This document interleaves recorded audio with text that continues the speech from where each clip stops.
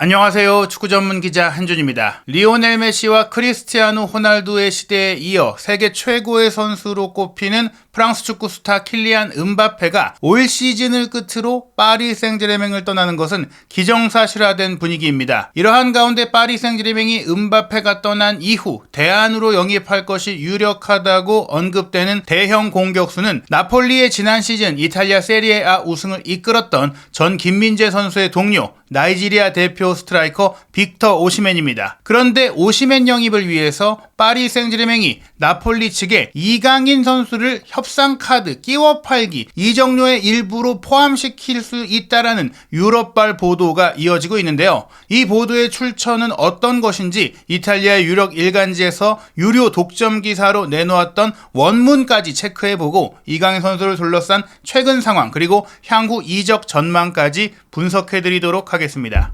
많은 유럽 언론들이 영문, 불어, 이탈리아어 다양한 이적 매체들이 소개하고 있는 보도입니다. 파리 생제르맹이 이강인 선수를 나폴리의 오시멘 영입 거래에 포함할 수 있고 이강인 선수가 스케이프고트, 희생양이 될 수 있다라는 보도가 나왔는데요. 우선 이 보도의 원 출처는 이탈리아의 일간지 일 마티노입니다. 김민재 선수가 나폴리에서 활약할 때 나폴리 소식에 정통한 일간지로 많이 알려졌는데요. 사실 축구계 이적설에 있어서는 조금은 신빙성과 공신력이 이 일간지인 일 마티노의 다른 분야 보도보다는 떨어진다고 해요. 실제로 일 마티노에서는 지속적으로 김민재 선수가 맨체스터 유나이티드로 이적할 것이다라고 보도해왔는데 결과적으로는 바이에른 뮌헨으로 이적하게 됐죠. 물론 근거 없는 가짜 뉴스는 아니었습니다. 맨체스터 유나이티드가 가장 적극적으로 가장 선제적으로 김민재 선수 영입을 위해 움직였지만 여름 이적 시장이 임박했을 때 도래했을 때 카타르 자본의 인수도 이루어지지 못했고 또 짐 래드클리프 경의 인수 과정도 지체되면서 자금 문제를 해결하지 못한 데다가 기존 수비 자원을 정리하는 데에도 실패하면서 김민재 선수에게 오퍼를 하지 못했던 것이죠. 사전 작업은 있었지만 공식 협상까지 이어지지 못했기 때문에 사실은 맨유가 바이에른 뮌헨과의 영입 경쟁에서 밀릴 수밖에 없던 상황이거든요. 일 마티노 역시 근거가 있는 취재된 내용을 통해 소개했고 사실 나폴리 내부 상황에 내부 네트워크를 갖고 있는 보도이기 때문에 완전히 무시할 수 없는 그래도 나폴리 소식에 관해서는 공신력이 있는 매체라고 할 수 있겠는데요. 그렇기 때문에 일 마티노가 마르코 아센시오, 카를로스 솔레르, 루카스 베라우드 그리고 이강인 선수가 파리가 빅터 오시멘의 이적료를 줄이기 위해 낮추기 위해서 거래에 포함시키는 것을 고려할 수 있는 선수다라는 이야기가 나왔을 때 이 보도가 정말 많은 매체에 인용된 이유입니다. 먼저 프랑스의 대표적인 이적시장 전문 매체인 푼 메르카토에서 이 일 마티노의 보도 내용을 인용해서 나폴리가 파리 생제르맹 선수 4명을 주시하고 있다라고 보도했는데요. 마티노에 따르면 파리가 조전 공격수 이탈을 나폴리에게 보상하기 위해 즉 오시멘을 데려오는 것에 대해서 금액뿐 아니라 선수도 제한할 것이다라는 얘기예요. 일단은 파리 생제르맹이 이 나폴리가 요구하고 있는 바이아웃 금액 1억 2천만 유로를 조금 낮추고자 한다. 바이아웃 금액을 지불하면 협상 필요 없이 그냥 데려올 수 있지만 협상을 해서 그에 준하는 가치를 맞춰주면 되는 거 아니냐. 사실 오시멘을 데려오면서 일부 잉여 전력과 선수들도 정리를 해야 되니까 본인들의 인건비 문제까지 또 절감을 해야 되기 때문에 나폴리에서 매력을 가질 만한 포지션 선수를 제시하겠다라는 것인데요. 스페인 대표 미드필더인 카를로스 솔레르, 전 스페인 대표 공격수인 마르코 아센시오 그리고 이번에 영입한 브라질의 특급 수비 유망주로 꼽히는 루카스 베라우드에다가 한국 플레이메이커 이강인 선수를 이번 계약에 포함시킬 수 있다라고 전한 것인데요. 오시멘 선수가 지난 12월에 2026년까지 계약을 연장하면서 바이아웃 금액을 삽입한 것은 이 바이아웃 금액을 통해서 오시멘의 이적을 조금 더 원활하고 신속하게 진행하기 위한 재협상이었고요. 이를 통해 나폴리는 오시멘을 포함한 몇몇 선수를 더 추가적으로 매각하면서 2억 유로 가까운 자금을 통해서 팀을 리빌딩 하겠다라는 의지를 보이고 있다고 합니다. 이 보도가 인용 보도니까요. 일 마티노의 본래 원문에서는 어떻게 언급하고 있는지 인용 보도 과정에 혹시나 왜곡이나 날조나 과장된 부분이 없는지를 살펴보도록 하겠는데요. 이탈리아 일간지 일 마티노는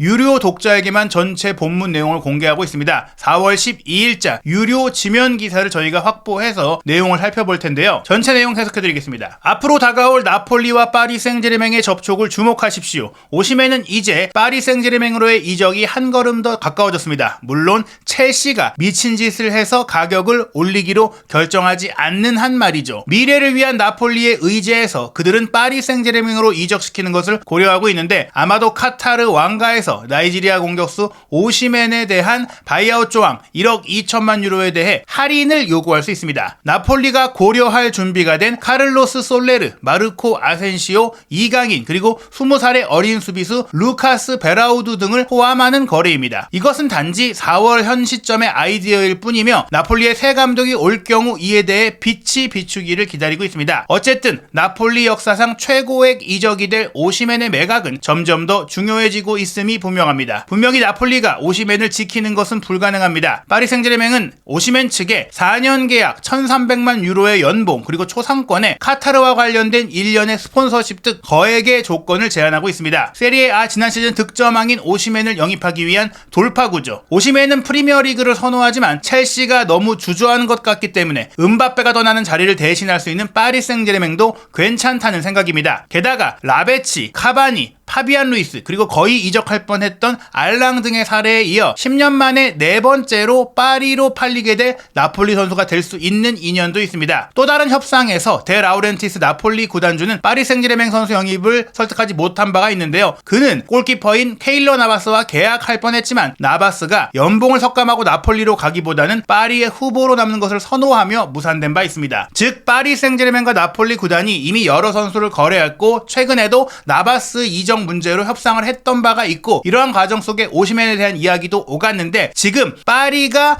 금액을 낮추면서 선수를 주고 싶어 할 때 나폴리가 원하는 선수여야 하잖아요. 이 보도를 봤을 때는 나폴리가 받아들일 수 있는 선수가 바로 솔레르, 아센시오, 이강인, 베라우드라는 것이지 파리 생제르맹이 이 선수를 내놓겠다라고 생각하는 건 아닙니다. 다만 파리 입장에서도 나폴리가 원하는 선수 중에 누군가를 줘야 하는데 여기서 중요한 것은 현재 나폴리가 새로운 시즌이 도래했을 때 새로운 감독을 선임할 것이기 때문에 그 감독과 상의해서 그 감독이 원하는 파리 생제르맹 선수를 선택할 것이다라는 거예요. 현 시점에서 물론 첼시가 끼어들지 않은 상황일 때를 고려하는 것이죠. 만약 첼시가 1억 2천만 유로 지르겠다라고 하면 오시멘이 첼시로 갈 가능성은 더 크다. 오시멘이 드로그바를 존경하기도 하고 프리미어리그를 선호하고 있는데 지금 첼시로 가는 상황이 아니라면 프리미어리그로 갈 가능성이 옵션이 없는 상황입니다. 그러한 가운데 연봉이라든지 각종 재반적인 상황 그리고 챔피언스리그 우승이라든지 또 클럽 월드컵 우승까지 노릴 수 있는 팀은 파리 생제르맹이기 때문에 오시멘 입장에서는 파리에 갔다가 또 이후에 프리미어리그 진출을 타진해볼 수 있는 부분이라는 점에 있어서 오시멘이 올 여름 이적 시장에 파리로 갈 가능성은 꽤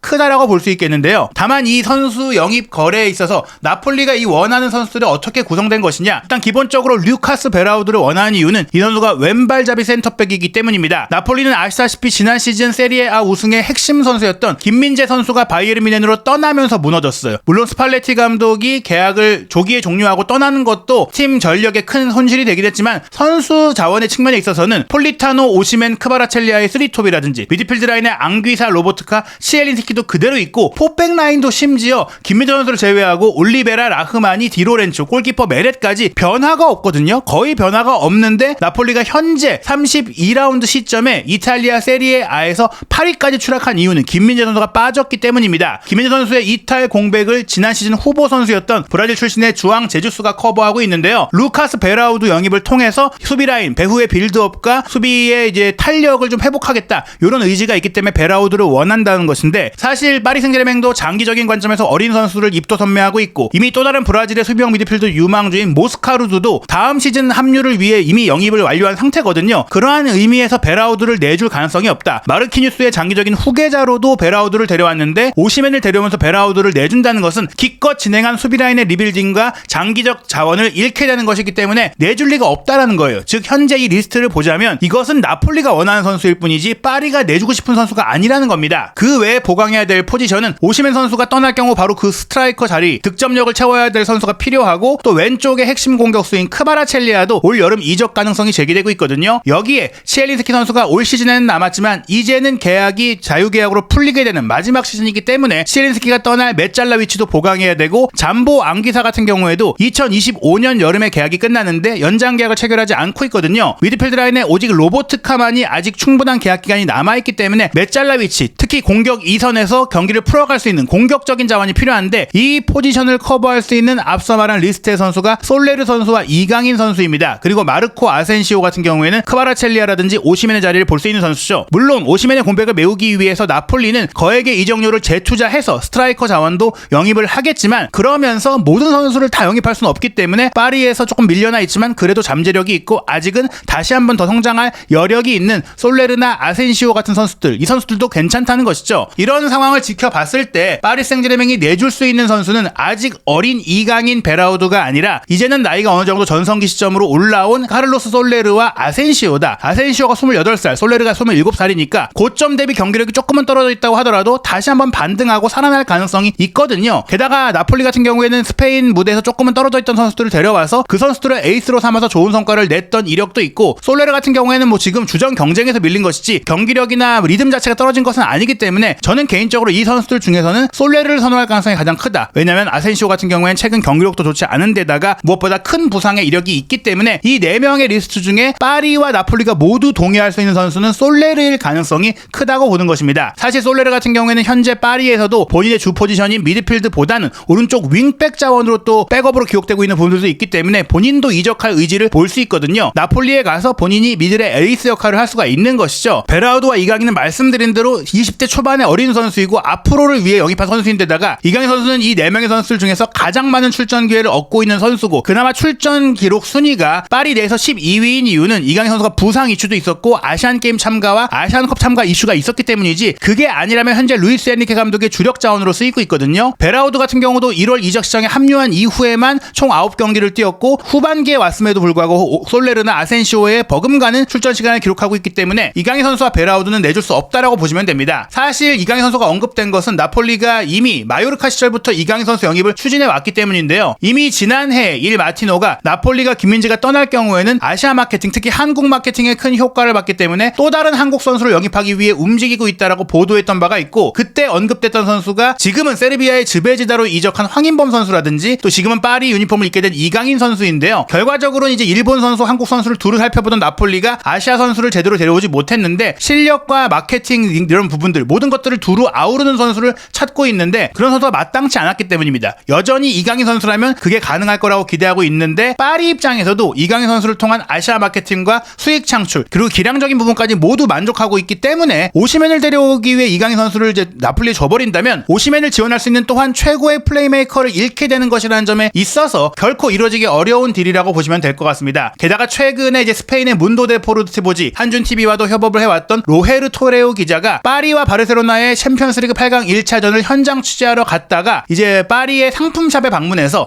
이강인 선수의 유니폼이 온라인상에서는 음바페보다 많이 팔리고 오프라인상에서도 프랑스 최고 유망주 중에 한 명인 자이르 에메리보다 많이 팔리는 음바페에 이은 2위의 판매고를 올리고 있는 높은 인기를 누리고 있다라는 특집 기사를 보도하기도 했는데요. 저희 입장에서는 뭐 프랑스 매체를 통해서도 많이 알려졌던 내용들이긴 하지만 로헤르 토레오가 이러한 내용을 스페인 전국에 많이 알릴 정도로 마요르카에서도 물론 잘했고 라리가에서도 잘 알려져 있는 선수이기 때문이기도 하지만 파리에서 큰 스타로 활약하고 있다. 메시와 네이마르가 떠난 이후에 마케팅 공백을 이강인 선수가 해오고 있고 음바페에 이은 최고의 인기 선수이긴 하지만 이제 음바페까지 떠날 이유기 때문에 더더욱이나 파리 입장에서는 팀의 간판 스타이자 판매량을 책임지고 있고 아시아 지역의 위상까지 높인 이강인 선수를 매각할 이유가 없다라는 겁니다. 서울의 공식 클럽샵까지 최근에 열었고 X, 과거의 트위터였죠. 이 소셜미디어 팔로워 숫자도 이강인 선수를 영입한 이후 24,000명 이상 증가했고 파르크 데 프랭스 경기장, 파리의 홈 경기를 방문하는 한국 팬이 20% 이상 증가했고 스타디움 투어 방문객 같은 경우에는 300% 가까이 증가한 데다가 올 시즌 엔리케 감독 체제에서 파리의 공식 경기 24차례에 출전해 4골 3도움에다가 트로페 데 샹피옹 우승 과정에 MVP까지 차지했고 정말 실력과 마케팅과 모든 것들 결실까지 내고 있는 이강인 선수를 파리는 애지중지하고 있다는 점에 있어서 나폴리가 원해서 이름이 언급된 것이지 파리가 내보내고 싶어서 언급된 게 아니라는 것을 명시하는 기사가 나온 것입니다. 그렇기 때문에 저는 이강인 선수의 나폴리 이적 가능성 올여름에 제로라고 생각을 합니다. 세상에 불가능이라는 게 아예 뭐 단언할 수 없기 때문에 거의 없다라고 표현하는 게 맞겠지만 이강인 선수가 2028년까지 파리와 장기 계약을 한 상태이기 때문에 게다가 이강인 선수가 개인적으로도 파리를 떠나서 더 높은 도전이 아니라면 굳이 갈 이유가 없다라고 봐요. 지금 뭐 파리에서 실패한 것도 아니고 출전 기회가 부족한 것도 아니기 때문에 파리에 남거나 혹은 더 좋은 제안이 와야 갈 것인데요. 뭐 예를 들어서 이강인 선수가 다음 행선지로 고려할 수 있는 곳은 라리가에서도 우승권 팀 그리고 프리미어리그에서도 우승권 팀이나 유럽 대항전 진출권 팀이어야 가능할 것입니다. 이미 이강인 선수와 연결됐던 팀들이 있죠. 바로 맨체스터 시티, 에스턴 빌라, 뉴캐슬, 맨유 같은 팀들인데요. 물론 맨시티는 영입한 이후 지로나로 임대를 보내서 경험을 쌓게 하고 추후에 데려오겠다라는 계획이었는데 이 지로나가 다음 시즌 챔피언스리그 진출 가능성이 높은